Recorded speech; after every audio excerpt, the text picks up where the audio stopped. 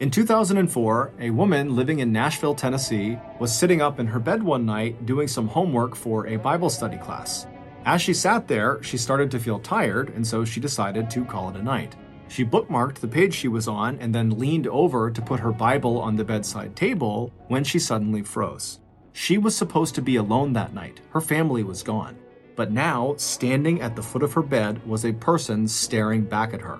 And not just any person, it was a dead person. But before we get into that story, if you're a fan of the strange, dark, and mysterious delivered in story format, then you've come to the right podcast because that's all we do. And we upload twice a week, once on Monday and once on Thursday. So if that's of interest to you, please invite the 5-star review button to follow you on Facebook. But when they send you a friend request, reject it. Also, please subscribe to the MrBallen podcast wherever you listen to podcasts so you don't miss any of our weekly uploads. Okay, let's get into today's story.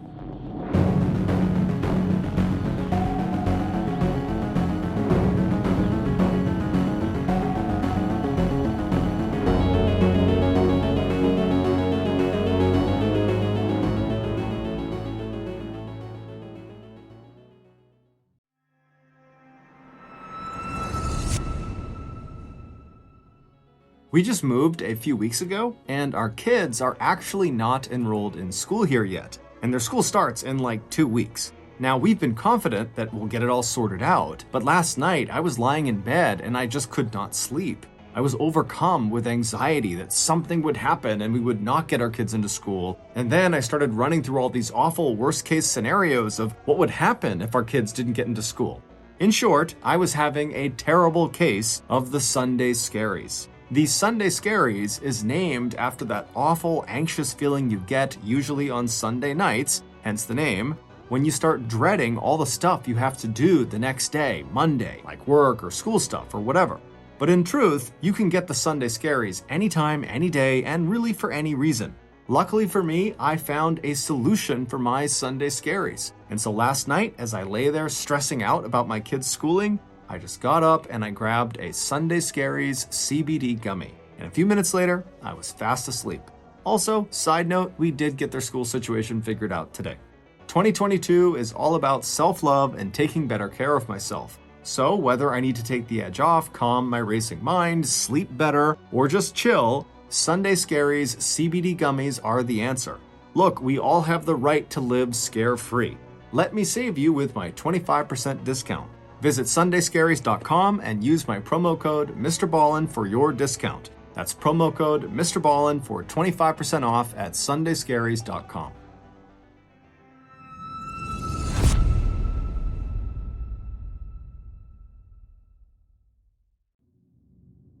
On the night of October 12, 1984, 20-year-old Angela Samoda eagerly picked up her telephone and dialed her boyfriend's number.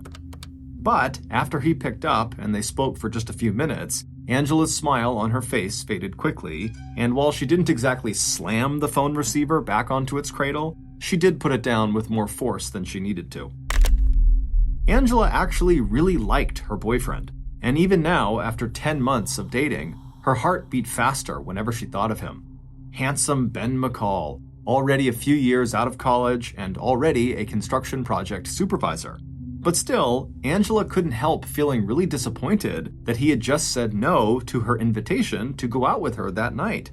Angela knew Ben had to be at work very early the next morning, but it wasn't exactly a common occurrence for her to ask him to do things like this. Because most Friday nights, and Saturday and Sunday nights, Angela was cooped up in her off-campus condo studying.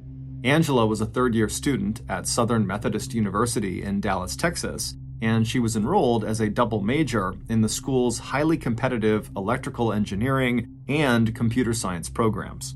Her goal was to use her degree to break into the heavily male-dominated world of engineering. And to ensure her dream became a reality, she had decided early on in her collegiate career to always put academics ahead of her social life. However, this did not mean Angela lacked a social life or that she was an antisocial person. Quite the opposite, in fact. Even though she lived off campus, Angela was the social chairperson of her college sorority. A sorority is a women's organization on a college campus whose purpose is to create a sense of community and friendship. And she was known among her big circle of friends not only for her intelligence and academic achievements, but also for her cheerful attitude and great sense of humor. Within her sorority, Angela was also known for always taking the time to regularly check in with her sorority sisters, chatting, asking how things were going, whether there was anything she could do to help people out. Angela was also strikingly beautiful. She was about 5 feet 4 inches tall with a slender build. She had dark blonde, thick hair, blue eyes, a radiant smile, and she always looked fit and athletic. Angela was actually so attractive that not long ago it had created a very uncomfortable situation for her. One of her admirers, a fellow college student, had begun just shamelessly following her around campus and leaving notes on her car windshield saying that he wanted to be part of her life. But in truth, that situation had actually worried Angela's sorority sisters much more than it worried Angela, because Angela just had a lot of faith in her own ability to take care of herself. Now, as Angela stood in her kitchen and wrapped her fingers on the counter next to the telephone, she suddenly decided she would just give her boyfriend one more call. Maybe she could change his mind about going out that night. After all, this was not just any Friday night. This was the day before one of the biggest sporting events in Texas. It was the annual rivalry game between the University of Texas and the University of Oklahoma. And it was being played right there in Dallas at the world-famous Cotton Bowl Stadium at the world-famous Texas State Fair. That night in Dallas, thousands of people, college students, alumni, residents, and tourists, would be out in force, enjoying the state fair, packing the local bars and nightclubs and restaurants, and gearing up for the next day's big game. But as Angela went to reach for the phone to call Ben back, she stopped herself and sighed. She knew Ben was not about to change his mind. During their call, Angela had told him that her friend, Anita Kadala, was going to be going out with them that night, meaning Ben knew he could turn down Angela's offer, and Angela would not be left stranded for the night. She would have Anita to still go out with.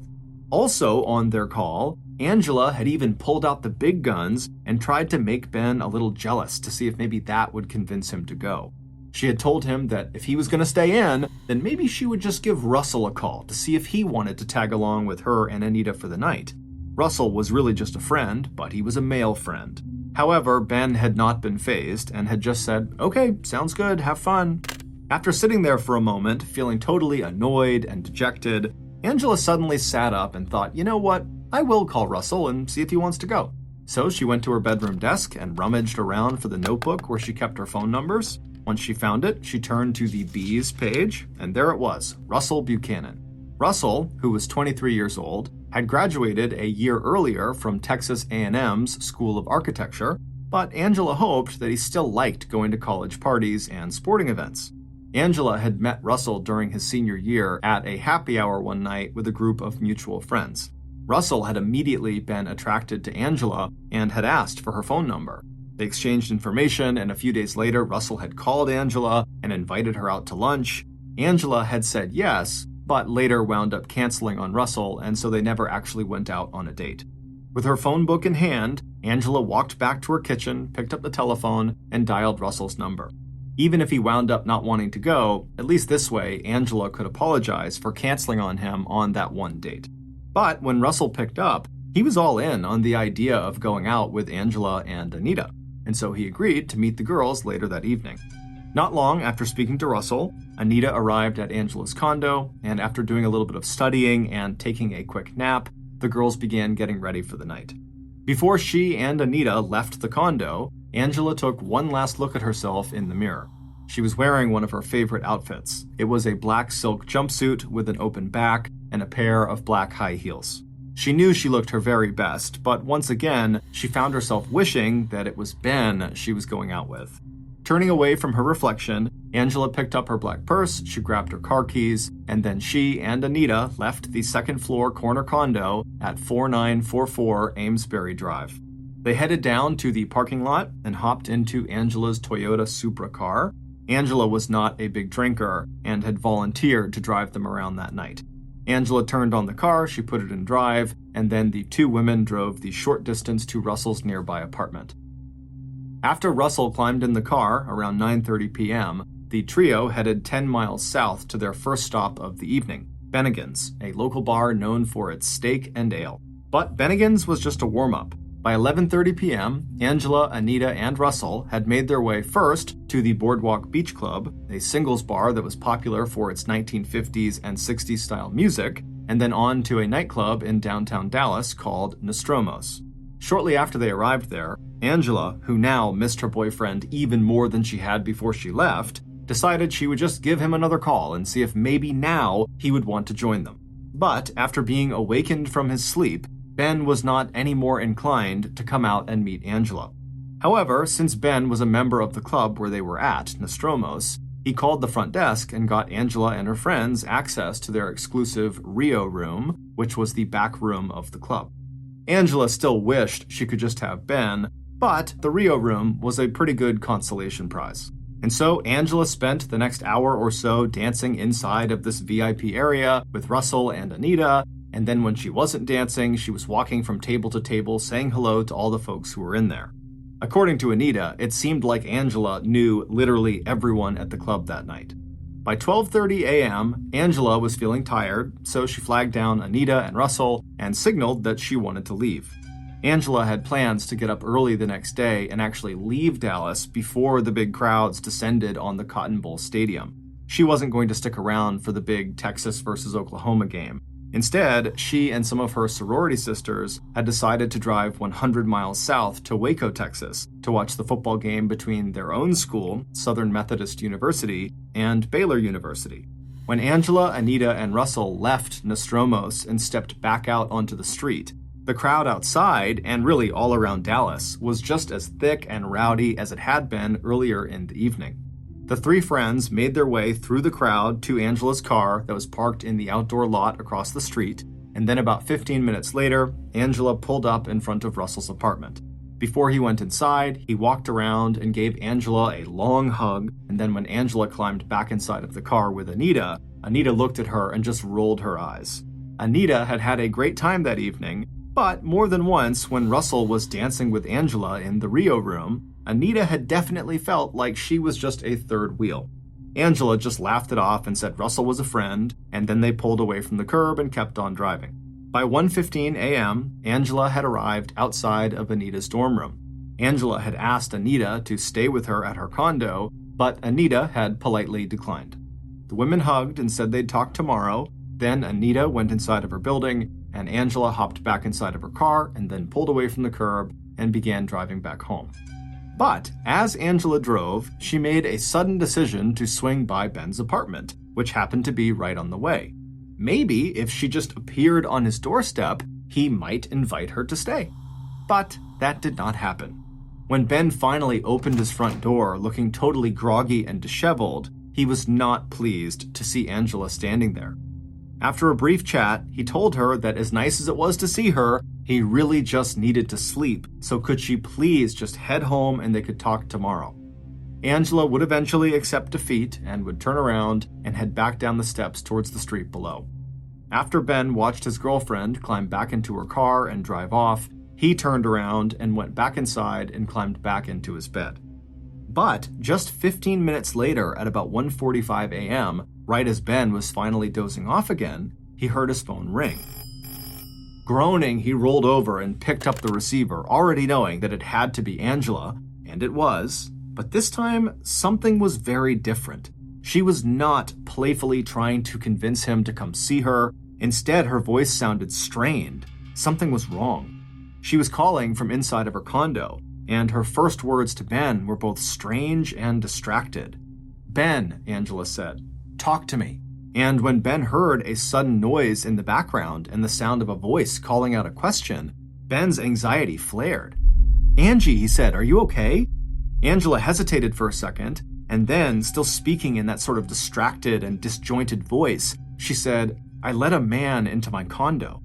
Before Ben could respond to this, he heard the sound of utensils clattering on the kitchen counter very close to the telephone, and Angela suddenly telling him in a rushed voice that she would call him back in just a few minutes before she suddenly hung up the receiver without even saying goodbye.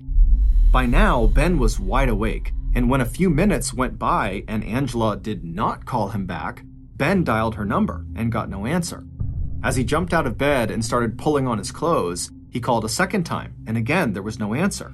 Now Ben felt a flash of panic, and still pulling on his jacket, he ran outside and he jumped into his truck. Although portable cell phones wouldn't be a thing until the 1990s, as a construction supervisor, Ben's truck was equipped with a satellite phone. And as he made the 8 to 10 minute drive to Angela's condo, Ben used that satellite phone to call Angela's number again and again, but still there was no answer. Once Ben pulled into the parking lot of Angela's condo building, Ben saw Angela's car in its usual space. He parked his truck not far from her vehicle, and then he leapt out of his truck and ran to the stairs to Angela's front door, where he began to press her doorbell while also banging on the door and calling out her name. When no one answered or came to the door, Ben turned and ran back down the stairs and around the building to another flight of stairs that led up to Angela's balcony and where her back door was. When he got up to that door, he began banging on it and calling out Angela's name again. But again, there was no answer. Ben would eventually leave the back door and run back to his truck out front, where he would use his satellite phone to call 911.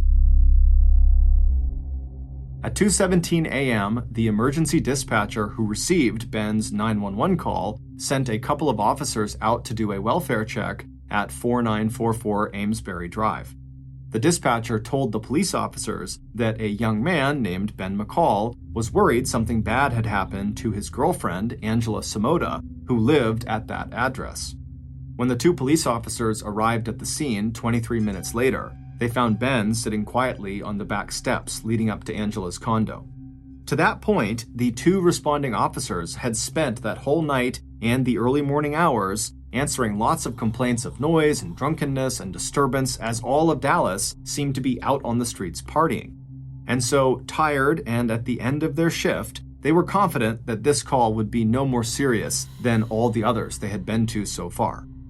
After directing Ben to go get the master key from the on-site building manager, the police officers walked around to the front of the property to knock on the door, and to double-check that the condo really was locked.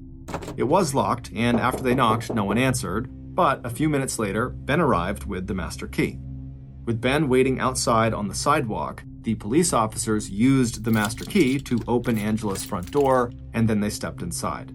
And almost immediately, the officers knew that this call was not like the others they'd responded to that night. On the carpeted floor of the living room just ahead of them, they could see there was a single black high-heeled shoe tipped over on its side, and near it was what looked like the track of another spike heel that had been dragged through the soft pile of the rug, like someone was still wearing that second high heel when they were dragged across the living room. After seeing this, both officers reflexively put their shooting hands down on their gun holsters. One of them, a rookie officer named Janice Crowther, who had just joined the Dallas police force 1 year earlier, immediately felt the hairs on the back of her neck stand up when she saw those two shoes. Turning around and looking out the front door, motioning Ben to stay where he was, Janice turned back and stepped into the living room for a closer look, while her partner turned left and headed for what looked like a bedroom door. A minute later, as Janice was looking around the living room and not really seeing anything, she heard her partner calling out, "I think I found her." In the 31 years that Officer Crowther would go on to serve in the Dallas police force, she would never see a crime scene any more brutal than the one that met her eyes when she stepped into Angela's bedroom. Inside, Angela Samoda was lying on her back. While the upper part of her body was still on the mattress, her long, tanned legs dangled off the edge of the bed, not quite touching the floor. Her naked body was covered in blood, and it was clear right away that she had been the victim of an incredibly violent attack.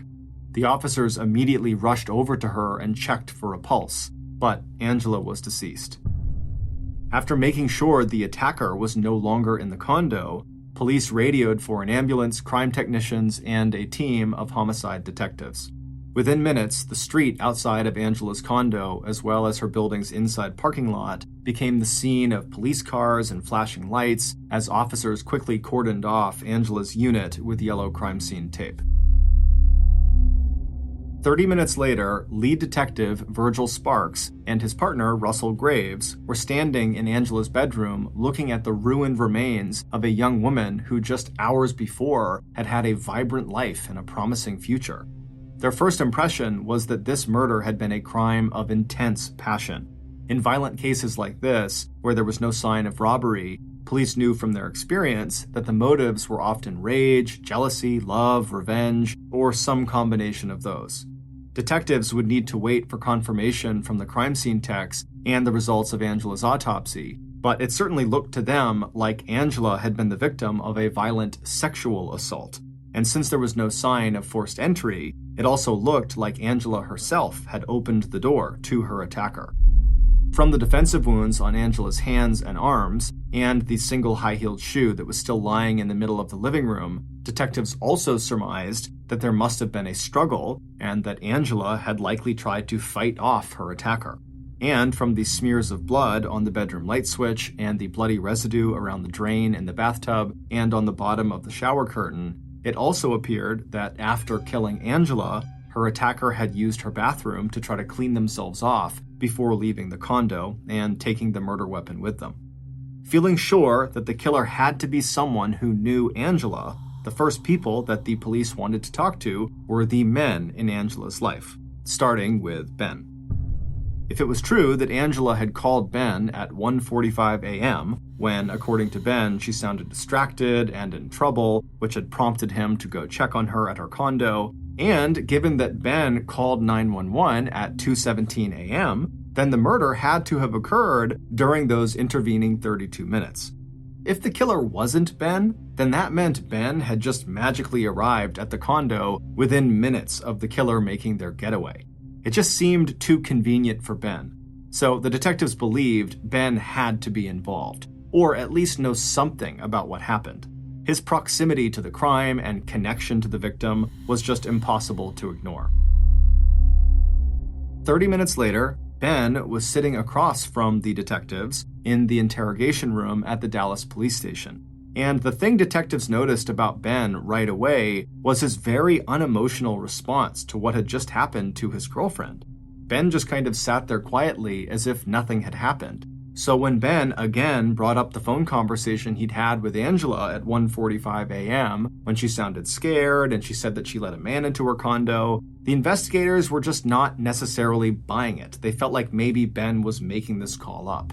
So the detectives focused their follow-up questions not so much on this call at 1:45 a.m., but on whether Ben had been jealous that Angela had gone out that night with Russell and not him, and whether maybe Ben was just angry because maybe he suspected that Angela had other men she was seeing romantically besides him. But Ben swore he had nothing to do with the murder, and even though he would refuse to take a lie detector test, he would agree to give blood and saliva samples as well as scrapings from underneath his fingernails. He also agreed to let officers search his truck and condo and access his phone records. By later that same morning, police had 3 more names of possible suspects. Angela's sorority sisters had told them about a former boyfriend named Lance Johnson from Angela's hometown of Amarillo, Texas, who had once threatened Angela with a knife and who still called Angela wanting to get back together. The police also had the name of Joseph Patrick Barlow, the Southern Methodist University student who had been known to follow Angela around campus and leave notes on her car windshield, along with writing love poems to her. And then there was Russell, the young architect who had spent the evening with Angela and Anita, and who had asked Angela out on at least one date and had been stood up by her at least one time. But that afternoon, on October 13th, as police were getting ready to follow up with each of these men, they received a critical piece of new information that would change everything.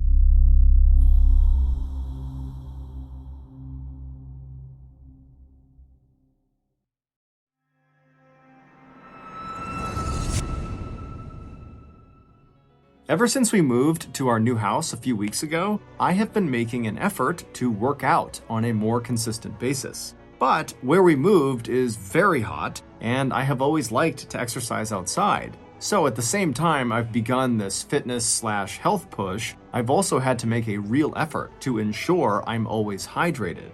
Luckily, it's actually been pretty easy to do that because I've been using Liquid IV. Liquid IV is a great-tasting electrolyte drink mix powered by cellular transport technology. In the mornings, I just grab a couple of lemon-lime flavored sticks to mix into my water bottles, and boom, I'm all set for my morning workout and for the rest of the day.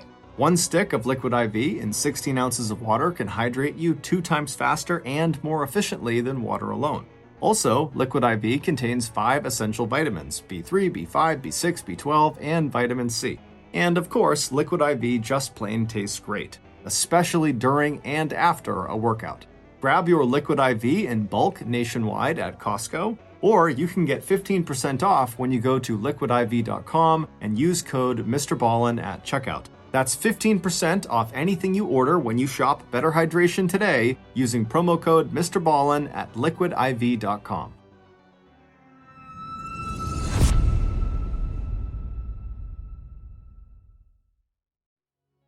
When I was 11 years old, I was so obsessed with a particular game on my PlayStation 1 that I drew a picture of the main character, and for months I would lay in bed at night and pull that picture out and sob tears of joy. So, yeah, I think I know a thing or two about gaming. And currently, the game that I draw pictures of and then weep over is Best Fiends, which is a free-to-download mobile puzzle game. Since discovering it, I've developed a very serious eye infection from all the tears I've shed. My stupid doctor told me, "Oh, just don't cry for a couple of days and your eyes will recover." But when I heard that foolish mumbo-jumbo, I just slapped my doctor in the nostril and then sprinted out of his office and spent 15 minutes screeching like an owl in his lobby. Then, when I got home, I did what my doctor was afraid to do. I taped diapers on my eyes, cut slits in the middle of them, and then dove right back into the Best Fiends zone, where I am already on level 46 of over 7,000. So, if you want to slap a few blocks together and sling those matched blocks at menacing evil slugs while also wearing diapers on your eyes, then buckle up, because Best Fiends is for you. Download your new favorite getaway, Best Fiends, for free today on the App Store or Google Play. You'll even get $5 worth of in-game rewards when you reach level 5. That's friends without the R. Best Fiends, Fiends.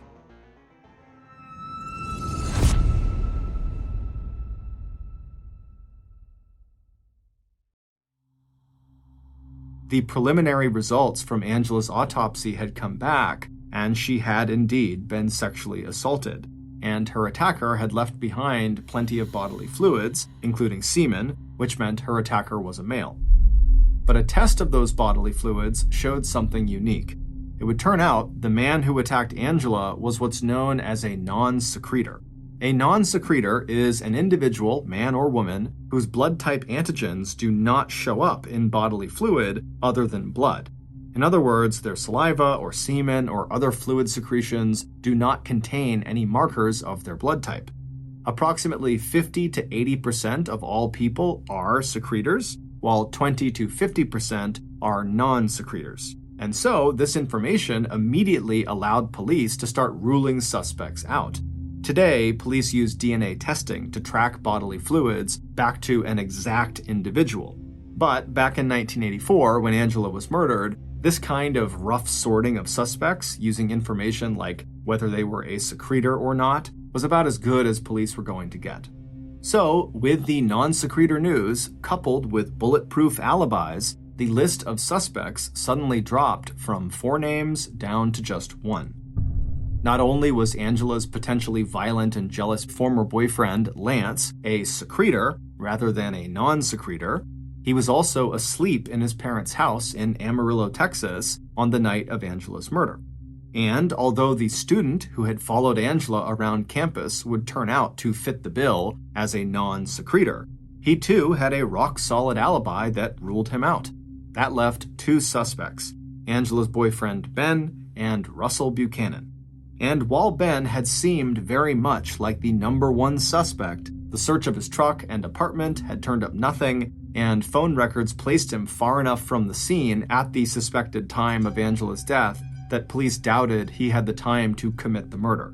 He also was eventually proven to be a secretor. Russell, on the other hand, was a non-secretor, and he had been with Angela right before she was killed. And his apartment was only a 5-minute walk from her condo. But what really snagged the police's interest in Russell was the fact that when investigators went to his apartment to interview him on October 13th, just hours after Angela's body had been discovered, Russell was nowhere to be found. In fact, it wasn't until Monday, October 15th, more than 48 hours after Angela's murder, that police finally found Russell at his home. And when Russell answered their knock on his door, he found a shotgun pointed directly at his chest. It wasn't exactly a raid, but it was clear to Russell that he was in some serious trouble. With the shotgun still aimed at his chest, detectives ordered Russell to go with them to the police station to answer questions about the murder of Angela Samoda. Once they were in the interrogation room, Russell told the detectives that he had nothing to do with Angela's murder. He said he didn't even know she had been killed until the police were at his door that morning with a shotgun pointed at him. He said the last time he saw Angela was when she and her friend Anita had dropped him off at 1 a.m. after the three of them had left the club. He told police that he was never involved romantically with Angela and that he knew she had a boyfriend and he was not jealous. When asked why he wasn't around on the 13th and 14th, Russell said he'd been at a wedding in Dallas before flying to Houston, Texas to visit his parents, and he had only just gotten back late on the 14th. Russell's story seemed plausible, but he didn't really have an alibi, and he was a non-secretor, so investigators could not rule him out as a suspect. However, without any other hard evidence that actually linked Russell to the crime scene or to Angela's death, Detective Sparks and Graves had to let Russell go. Over the next few weeks, 6 investigators, who were all assigned full-time to Angela's case, chased down every lead they possibly could. They interviewed everyone from friends and family to the mechanics who worked on Angela's car to the workers who had installed the carpeting in Angela's condo, but no one had any useful information. Crime Stoppers, a community program that encourages people to provide anonymous tips about crimes, featured Angela's case in a televised program and even offered a reward of $1,000 for any useful information. Also, Angela's own family offered a reward of $10,000 for information that would lead to her killer. But still, nothing came in. And as every lead seemed to go cold, Detective Virgil Sparks couldn't help but keep coming back to one name on his suspect list: Russell Buchanan. Russell had not been ruled out yet, and in Detective Sparks' eyes, Russell just seemed like the guy. And soon, one of Angela's friends, Sheila Gibbons, would become Detective Sparks' unlikely ally in his effort to uncover incriminating evidence against Russell. 22-year-old Sheila Gibbons was especially traumatized by Angela's death. Not only were the women both members of the same sorority, but also Sheila had been Angela's roommate during Angela's first year at Southern Methodist University. When they first met, it had seemed like the two girls did not have much in common. Sheila struggled with dyslexia, a learning disability that made it hard for her to correctly interpret words. And so while Sheila struggled with her studies and preferred socializing to books, Angela was the opposite. But over time, these differences actually seemed to draw the girls closer together. Sheila made sure that Angela didn't just study, and Angela helped Sheila focus on schoolwork. Even after Angela had moved into her own condo off campus, the women had remained very close. And just 1 week before Angela's murder, the two of them had had one of their regular get-togethers to catch up and chat about what was going on in their lives. On the weekend that Angela was killed, Sheila had been away from the university visiting her mother in North Texas, and that was where she was when she got a call from one of her sorority sisters who broke the terrible news. Sheila was completely devastated, and as soon as she got back to the campus, she went straight to the Dallas police station to see if there was anything she could do or tell them that would help in their investigation into Angela's death. And it was there at the station that Sheila happened to look over and see some of the crime scene photos of Angela right after she had been raped and murdered. And it was a sight Sheila could just never forget.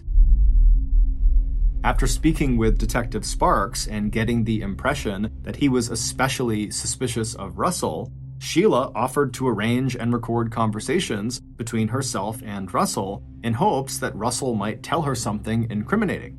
And on top of Sheila spying on Russell, police also set up 24-hour-a-day surveillance on Russell, and they also pulled him in for questioning on dozens of occasions, picking him up at his work or at his apartment or anywhere in between.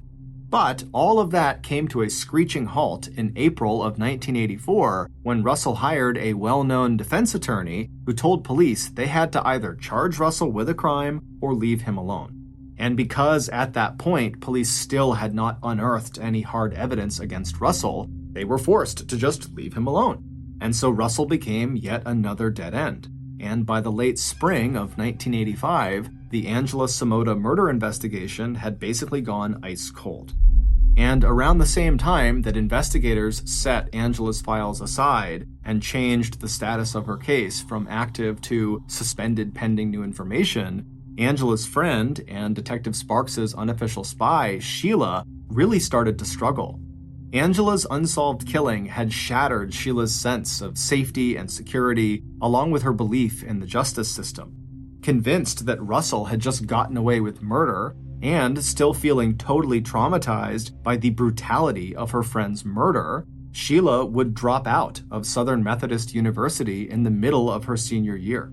For a while after she left school, Sheila just sort of drifted through her life, overwhelmed by the sense of numbness that Angela's murder had caused. Eventually, in 1986, Sheila would meet a man named Charles Wasaki, they would get married, they would buy a house together, and they would have kids together. And for the most part, Sheila was able to just kind of focus on her family and move on with her life and not let Angela's murder dominate every aspect of it. But all of that would change one evening in 2004. By then, Sheila was 43 years old and was living comfortably with her family in Nashville, Tennessee. And while she did still periodically think about her friend Angela, the thought of what happened to her was still so traumatic that often whenever Sheila thought of Angela, she tried to bury those feelings and not talk about them. But one night that year, as Sheila was sitting up in her bed alone, trying to complete some homework for a Bible study class, she happened to look up from her Bible, and what she saw at the foot of her bed shocked her. Standing there was her dead friend, Angela Samota. According to Sheila, Angela looked exactly as Sheila remembered her. From the clear blue eyes to the huge smile that used to light up the room, her friend was dressed in the same brown sweater and matching brown skirt that she had been wearing the last time she and Sheila had gotten together at Southern Methodist University to catch up on each other's lives. Even though Angela would vanish just a moment later, Sheila described that experience of seeing Angela standing there as a, quote, God nod, a message not from Angela, but directly from God, that it was time for Sheila to get out there and make sure Angela's murder case finally got solved. As Sheila lay there in bed, stunned by what had just happened, she thought back over all the advances in DNA testing that had been made over the last 20 years, and how every day it seemed like more criminals were being identified through the genetic traces they left behind, from their fingerprints to a stray hair or a drop of blood or saliva or semen. And so as she sat there, her sense of shock quickly gave way to a clear sense of purpose. She put her Bible down next to her, and then she reached over to the table and she grabbed the phone off the nightstand. A moment later, she was talking to an officer at the Dallas Police Department, asking to speak with the detective in charge of investigating Angela Samota's murder. And even though that call didn't net her any new information about the murder, that didn't stop Sheila from pursuing this God-given mission to solve her friend's murder. Over the next 12 months, Sheila would call the Dallas police station 781 times to request they do DNA testing in her friend's case to try to figure out who her killer was. But each time, the request was denied because the case was still cold, there were no new leads, and at this point, they didn't even think they had the original crime scene evidence anymore to test. And even if they did, DNA testing was very expensive, and for a case this old, it didn't seem worth it. Finally, after those 781 calls didn't work, Sheila decided to just get a private investigator's license. This way, she would have the professional credentials that would force the police to take her and her requests for DNA testing seriously. And in 2006, 2 years after Sheila had seen the vision of Angela in her bedroom, she finally started seeing real progress on Angela's case. That year, the Dallas police finally established a cold case department, and largely because of Sheila's rabid insistence over the years that they look into Angela's case, the first case this new department pulled for re-examination was Angela's. That year, working directly with Sheila, the detective handling Angela's case was able to track down the original physical evidence that had been collected at the crime scene, and they sent it off for DNA testing. Once the DNA analysis was finally completed, the results were entered into the Federal Bureau of Investigation's database of known and suspected criminals, but there was not an immediate match. However, investigators would continue to search that database, and finally, 2 years later, in 2008, Sheila got a call from the Dallas police saying they had found a match, meaning they had finally discovered who killed Angela. And when they told Sheila who the killer was, she could not believe it. Based on the DNA analysis, along with other pieces of evidence and testimony, here is a reconstruction of what really happened to Angela Samoda. Back on the night of October 12, 1984, when Angela and her friends Anita and Russell were going from restaurant to restaurant and bar to bar having a good time, it didn't take long before Angela was drawing lots of admiring glances from men who were also at all of these establishments they were going to, especially when she and her friends stepped out onto the dance floor. Unlike a lot of the people who were out celebrating that night, Angela was drinking very little alcohol. As a result, her smile was genuine, her eyes were clear, and her movements were graceful and coordinated. The man who was sitting at one of the bars that night could hardly take his eyes off of this beautiful young woman in the black jumpsuit. And when Angela accidentally brushed up against him on her way to a table in the corner of that bar, this man felt a sudden thrill at the silky touch and warm scent of Angela's bare skin. It was then that he decided to follow her. He told himself that he just wanted to watch her, enjoy how good she looked, maybe just see where she lived and whether the boy she was with was also her boyfriend. So when Angela and Anita and Russell left the Nostromos Club at about 12:30 a.m., this man was waiting for them. He was standing just outside the exit to the club, maybe a few feet off to the side, so as not to be too conspicuous. Although this man was over 6 feet tall and weighed nearly 260 pounds, so he was enormous, and so trying to remain anonymous had always been a big challenge for him. But luckily, that night, the street was so crowded with drunk people that he hoped this beautiful girl and her 2 friends would not notice him. And when Angela and her friends emerged from the club, they didn't. They just walked right past him without a second look. The big man waited a few seconds to let them walk a little bit farther into the crowd, and then he put his hands in his pockets, he put his head down, and he began secretly walking behind the 3 friends. The trio would push past the big crowd out into the street, they would cross over to the other side, and they would make their way to the parking lot where they climbed into Angela's Toyota Supra. By the time Angela had turned her car on and began backing out of her parking spot, the big man who had followed them was now sitting only a few spots away in his idling vehicle. As Angela put her car into gear and began driving out of the parking lot, the big man put his car into drive and then eased his foot off the brake and slowly hit the gas. It wasn't long before the big man felt another thrill. At the first stop Angie made, that was the name he'd overheard her friends call her, the young man who had been with them got out. He hugged Angie and then made his way into the nearby condo building. Meaning, even if that young man was Angie's boyfriend, he wasn't going to be spending the night with her. A few minutes later, the big man could hardly contain his excitement when Angie stopped again, this time at a college dormitory where she said goodbye to her other friend, the girl. Angie was now all alone. But the big man's smile faded when Angie's third stop took her to an apartment where she knocked on the front door. This couldn't be her own place, or she would have just used a key and walked in.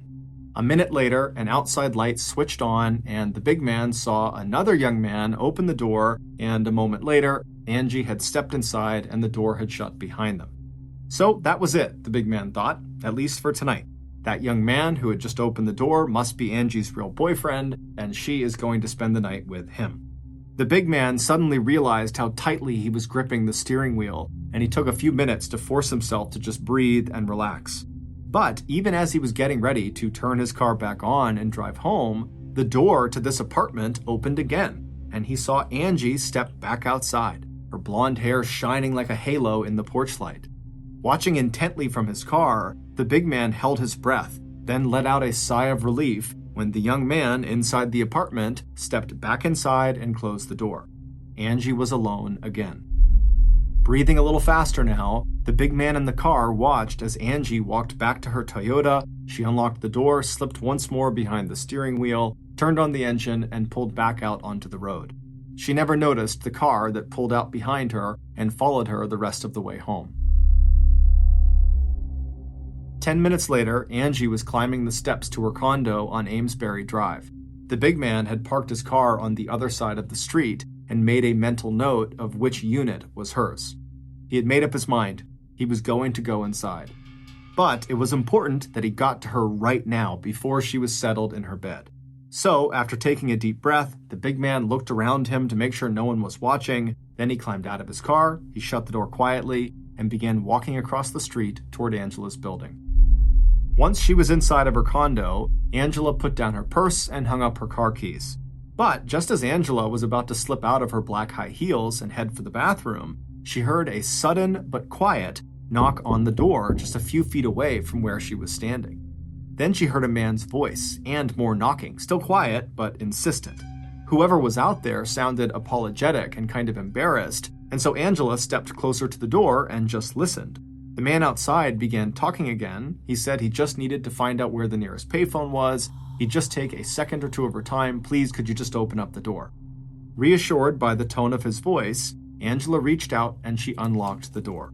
But then, before she could even turn the door handle, the man outside had pushed the door open himself and was now stepping into her condo. Forced backward, Angela felt a sudden rush of fear. The man in front of her was enormous, and he had these small, flat green eyes and a thin mouth.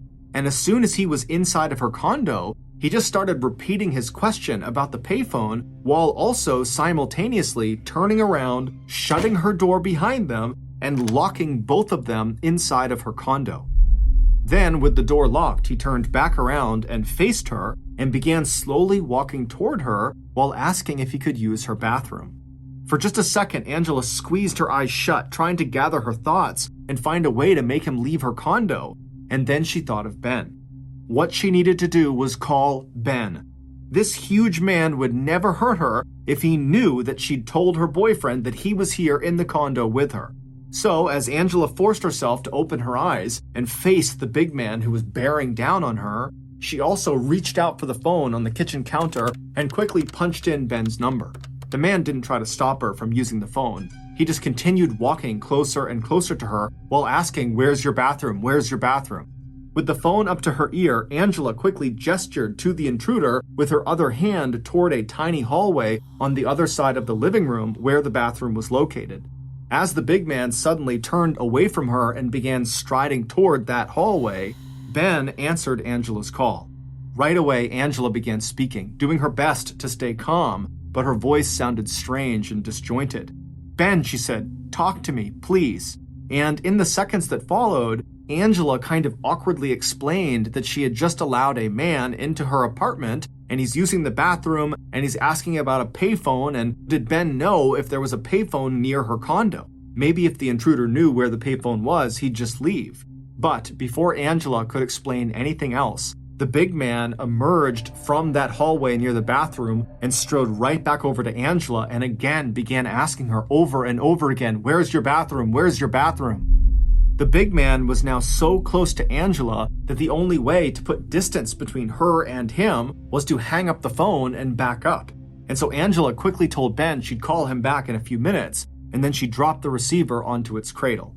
But before Angela could step away, the big man had taken one of the knives out of her butcher block on the kitchen counter, and even as Angela tried to turn and run toward the front door to escape, the big man lunged and he grabbed her with one arm around the waist and began pulling her away from the door. Angela did her best to fight back, but her attacker was way bigger and stronger than she was, and so a moment later she was being forcibly dragged across her living room towards her bedroom. After throwing her onto her bed, the big man climbed on top of her and then pressed down hard with his left hand over her mouth and face to stifle her screams. Then he violently raped her. After he was done, with his hands still pressed down over her mouth, he straddled her torso with one knee on either side of her, making sure she couldn't move. Then, with his free right hand, he reached over and he grabbed the knife he had taken from the kitchen that was sitting on the bedside table. Then, while staring straight down at Angela's wide eyes, the man raised the knife in his right hand over his head, and then he brought it straight down with all of his strength into the center of Angela's chest. Angela tried to buck him off, but seconds later he had pulled the knife out of her and then drove it back down again into a new spot in her chest. And he would do this over and over and over again, 18 total times. The force of these blows were so great that they broke Angela's breastbone, and even though the knife may have been as short as 2 inches long, it would go straight through Angela's heart and then come out of her back. And every time this huge man who was crouched over her like a monster raised the knife again to strike, a spray of blood left a thickening trail on the headboard and wall behind Angela and coated her face and body with droplets, except where the killer's left hand covered her mouth and where his enormous body covered her bruised and naked skin.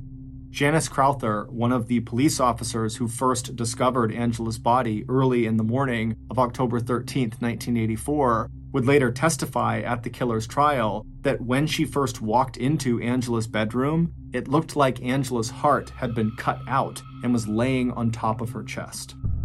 It would turn out Angela's killer was a 36-year-old convicted serial rapist named Donald Bess, who had targeted Angela simply because he liked the way it felt when she accidentally bumped into him at the bar.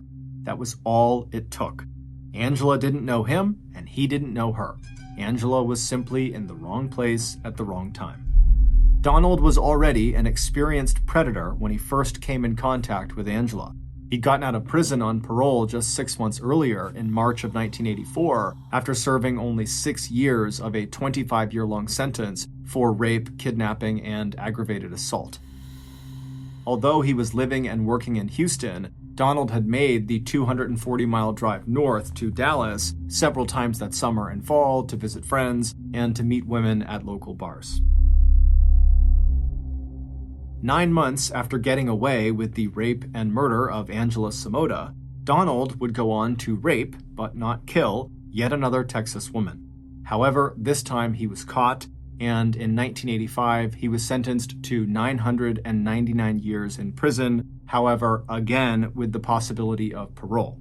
But in April of 2008, the DNA testing that Sheila had wanted the Dallas police force to do for so many years finally paid off when the DNA at Angela's crime scene matched Donald Bess's DNA. On June 18, 2010, Donald Bess was convicted of capital murder in the rape and stabbing death of Angela Samoda, and he would be sentenced to death. Now 74 years old, Donald is still on death row at Polunsky Prison in Livingston, Texas. While there is no execution date as of now, Donald will never be eligible for parole. As for Sheila, when she finally heard the name of Angela's real killer back in 2008, she was shocked. For more than 20 years, she had completely believed that Angela's killer was Russell Buchanan.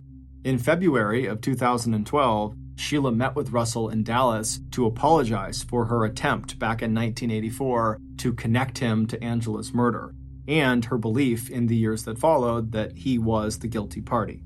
Now a well-known and successful architect in Dallas, Russell was quick to forgive.